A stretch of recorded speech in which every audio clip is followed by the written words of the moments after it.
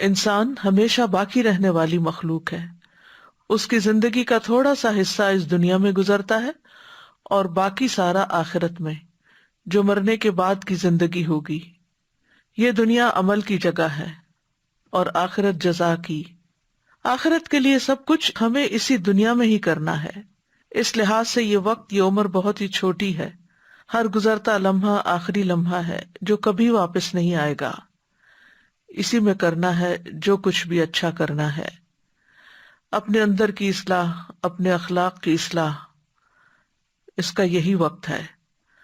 ہمارے اندر خوف اور محبت کے جذبات رکھے گئے ہیں تاکہ ان کو اپنے رب کے لیے وقف کر دیں، اور جو لوگ ایسا کریں وہی اپنی زندگی میں بہترین انعام پائیں گے۔ رب کا خوف کیا ہے کہ اس کو اس دنیا میں نہ دیکھتے ہوئے بھی اس طرح جئیں جیسے کہ ہم اس کو دیکھ رہے ہیں، ہر طرف ہمیں اس کی قدرت کے کرشمے نظر آنے لگیں، دل ہر لمحہ اس کی یاد سے معمور ہو، اس کو اپنے قریب پائیں۔ حقیقی کامیابی یہی ہے کہ اس دنیا میں اس طرح جئیں کہ مرنے کے بعد اللہ کے انعام کے مستحق قرار پائیں۔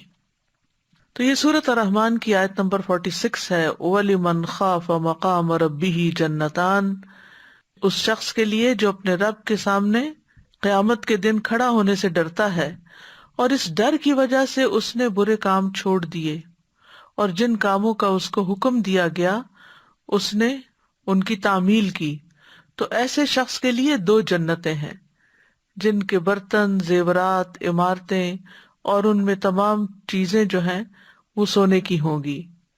ایک جنت ان کو اس امر کی جزا کے طور پر عطا کی جائے گی کہ انہوں نے منع کیے ہوئے کاموں کو چھوڑ دیا تھا، اور دوسری جنت نیکیوں کی جزا ہوگی۔